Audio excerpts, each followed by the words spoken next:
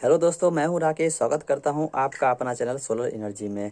दोस्तों, आज का हमारा टॉपिक है प्रोजेक्ट मैनेजमेंट के ऊपर। ठीक है, आज हम इस वीडियो में जानेंगे कि किसी भी प्रोजेक्ट को किस तरह से मैनेजमेंट किया जाता है। ठीक है, और कितने उसका टाइप्स होते हैं। ठीक है, तो ये हर एक टाइप को हम थोड़ा इसको एक्सप्लेन करके हम बताएंगे किसी प्रोजेक्ट को मतलब किस ढंग से स्टेप बाय स्टेप जो है मैनेजमेंट किया जाता है। ठीक है, तो दोस्तों जो भी हमारे नए व्यूवर्स हैं, आप इस चैनल को सब्सक्राइब कर लीजिए, बेल आइकन को प्रेस कर लीजिए। ठीक है, ताकि जब भी मैं कोई दूसरा वीडियो डालूंगा तो उसका नोटिफिकेशन जो है आपको मिल जाएगा। ठीक है, ये वीडियो जो है बहुत इंपॉर्टेंट है उन भाइयों के लिए जो सोलर पावर प्लांट में काम करना चाहते हैं और अपना प्रमोशन चाहते हैं। ठीक है, क्योंकि ये इन्फॉर्मेशन जो है बहुत ही ज़्यादा इंपॉर्टेंट है और हर एक सिविल इंजीनियर हो या फिर इलेक्ट्रिकल इंजीनियर हो, चाहे कोई भी इंजीनियर्स हो, ठीक है, हर एक भाइयों के लिए वीडियो जो है बहुत ज़्यादा इंपॉर्टेंट है और उनको ये सारी बातें जो है मालूम होना ही चाहिए। ठीक है दोस्तों, टाइम वेस्ट ना करते डायरेक्टली मैं आपको हर एक स्टेप बाय स्टेप मैं आपको समझा देता हूँ कि मैनेजमेंट जो है किस ढंग से किया जाता है। ठीक है, तो दोस्तों हम पहले बात कर लेते हैं कि कितने टाइप्स के मैनेजमेंट होते हैं। ठीक है, तो सबसे पहला जो होता है मैनेजमेंट वो होता है प्रोजेक्ट मैनेजमेंट। ठीक है, उसके बाद होता है हमारा कॉस्ट मैनेजमेंट, उसके बाद होता है टाइम मैनेजमेंट। ठीक है, उसके बाद होता है सेफ्टी मैनेजमेंट और उसके बाद होता है क्वालिटी मैनेजमेंट। ठीक है, तो सबसे पहले बात कर लेते हैं कि प्रोजेक्ट मैनेजमेंट क्या होता है। ठीक है, प्रोजेक्ट मैनेजमेंट वो होता है, जैसे मान लीजिए कोई भी जो प्रोजेक्ट मैनेजर होता है, ठीक है, उसके अंदर में वो सारा रिस्पॉन्सिबिलिटी होता है कि मतलब ये प्रोजेक्ट मैनेजर जो है ये प्रोजेक्ट इस मैनेजर को दिया गया है। ठीक है, और उसके हाथ में रहता है पूरे मैनेजमेंट करना। जैसे वो मैनेजमेंट करेगा, टाइम मैनेजमेंट करेगा, कॉस्ट मैनेजमेंट करेगा, ठीक है, क्वालिटी मैनेजमेंट करेगा और सेफ्टी मैनेजमेंट करेगा। उसके अंदर मतलब उसके नीचे जो है ये सारे सिस्टम होते हैं। सबका अलग अलग टीम बनाया जाता है, सेपरेट टीम, और सबको अलग अलग वर्क और रिस्पॉन्सिबिलिटी दिया जाता है। ठीक है, तो ये तो हो गई मैनेजमेंट की बात। और हम बात कर लेते हैं कि जो प्रोजेक्ट मैनेजर होते हैं उनको क्या क्या चीज़ पर ध्यान देना पड़ता है। ठीक है, देखिए, प्रोजेक्ट मैनेजर जो होता है उसके अंदर में पूरा प्लांट का जो होता है मैनेजमेंट होता है और पावर उसी का होता है। ठीक है, उसी के द्वारा ही किसी भी प्लांट को मैनेजमेंट किया जाता है।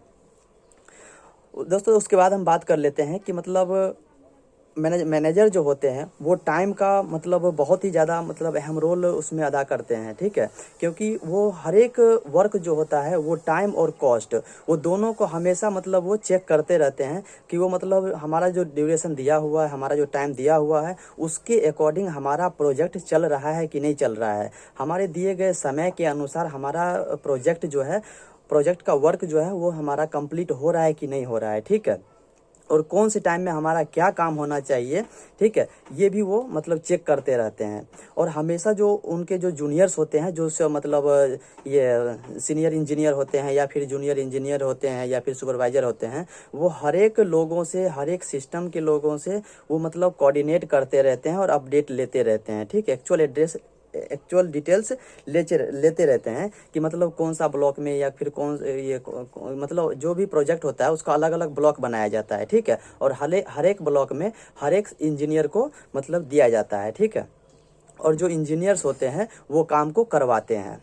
ठीक है, और वो जो प्रोजेक्ट मैनेजर होते हैं वो अपने जूनियर से मतलब उसका वर्क प्रोग्रेस जो है वो हमेशा लेते रहते हैं और वो वेरी करते हैं कि मतलब जो हमें टाइम दिया गया है, एक्चुअल टाइम दिया गया है, उसके अकॉर्डिंग काम हो रहा है कि नहीं हो रहा है। ठीक है, यदि नहीं हो रहा है तो उसको मैनेजमेंट करने का उसको मतलब प्लानिंग करके देते हैं कि मतलब इस टाइम पे तुमको ये करना है, इस टाइम पे तुमको ये करना है। ठीक है, और ये टाइम तक ये वर्क जो है एनी हाउ कंप्लीट हो जाना चाहिए। तो उनके जो मतलब इंजीनियर्स होते हैं वो क्या करते हैं कि मतलब जो वेंडर है या जो लेबर है उसके ऊपर वर्क का मतलब प्रेशर बनाते हैं कि मतलब हमारा काम जो है ये इमीडिएटली ख़त्म होना चाहिए या फिर इस ड्यूरेशन के हिसाब से मुझे काम जो है कंप्लीट होना चाहिए। ठीक है, उसके बाद दोस्तों हम बात कर लेते हैं कॉस्ट मैनेजमेंट के ऊपर। ठीक है दोस्तों, कॉस्ट मैनेजमेंट जो है बहुत ही ज़्यादा इंपॉर्टेंट होता है, क्योंकि अगर मान लीजिए टाइम के हिसाब से अगर हमारा काम कंप्लीट नहीं होगा, अगर समय के अनुसार से हमारा प्रोजेक्ट मतलब रन में नहीं रहेगा, तो ऑटोमेटिक क्या हो जाएगा कि मतलब जैसे हमारा प्रोजेक्ट लेट होगा, प्रोजेक्ट लेट होने की वजह से हमारा कॉस्ट जो है वो बढ़ जाएगा। तो कॉस्ट किस किस तरह चीज़ें बढ़ेगा वो हम आपको एक्सप्लेन कर देते हैं।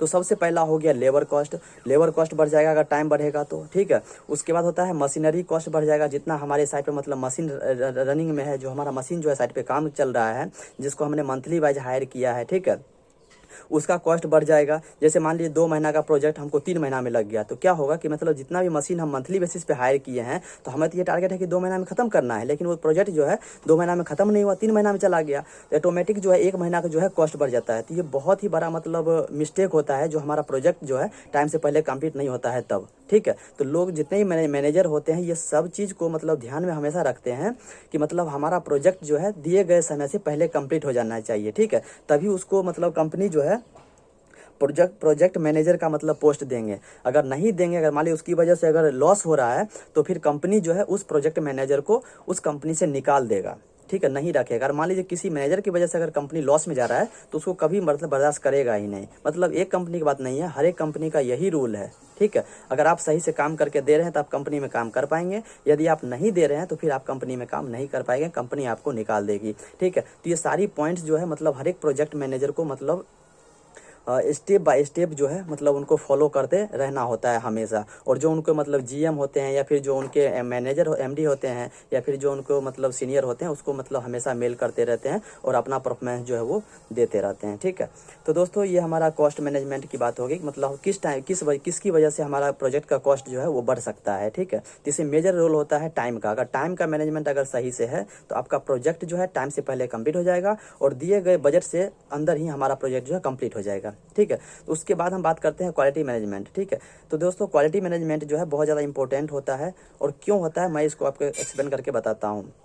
क्वालिटी जो है इसलिए प्रोजेक्ट के लिए इसलिए इम्पोर्टेंट है, क्योंकि मतलब हर मतलब किसी भी प्रोजेक्ट का एक लाइफ जो है वो मतलब फाइनल किया जाता है। जैसे मान लीजिए कहीं बिल्डिंग का काम चल रहा है, या रोड का काम चल रहा है, या ब्रिज का काम चल रहा है, तो उसमें मतलब मेंशन कर दिया जाता है कि मतलब ये ब्रिज जो है 100 साल चलेगा या 2 साल चलेगा, या बिल्डिंग है तो उस पर मतलब लाइफ जो है दिया रहता है कि ये बिल्डिंग जो है 100 साल 100 साल मतलब इसका लाइफ है, या 150 साल है, या 200 साल है, ठीक है।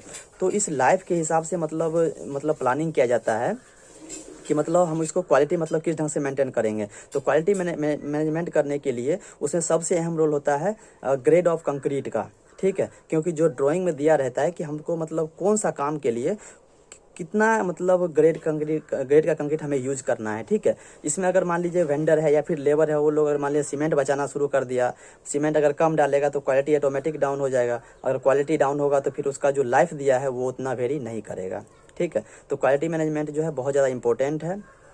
और उसके बाद दोस्तों बात कर लेते हैं सेफ्टी मैनेजमेंट को लेकर के। सेफ्टी मैनेजमेंट इसलिए ज़रूरी है क्योंकि मान लीजिए साइट पर जितने भी हमारे वर्कर हैं, हमारे वेंडर हैं, या फिर हमारे इंजीनियर हैं, हमारे सुपरवाइजर हैं, ठीक है, मतलब जितने भी लोग साइट पे काम करते हैं, ठीक है, उसे कोई प्रॉब्लम ना हो, उसे कोई दुर्घटना ना हो, ठीक है, उसे चोट ना लगे, उसे कोई इंजरी ना हो, ठीक है, कहीं एक्सीडेंट ना हो। इसीलिए मतलब हर एक चीज़ को मतलब एक जो है सेफ्टी मैनेजमेंट सिस्टम बनाया जाता है, ठीक है। और वो सारा वर्क और रिस्पॉन्सिबिलिटी जो होता है वो सेफ्टी मैनेजर को दे दिया जाता है, और वो सारा मैनेजमेंट जो है सेफ्टी के अंतर्गत आता है, ठीक है। जो सेफ्टी के मैनेजर होते हैं वो हर एक मतलब वर्क एक्टिविटी को, हर एक इंजीनियर्स को, या हर एक वेंडर को, हर एक लेबर को हमेशा प्रॉपरली वो चेक करते रहते हैं और गाइडलाइन देते रहते हैं, ठीक है। अगर मान लीजिए जो उस सेफ्टी रूल को फॉलो नहीं करता है, उसको मतलब दंड भी दिया जाता है, ठीक है, या फिर उसको प्लांट से निकाल भी दिया जाता है।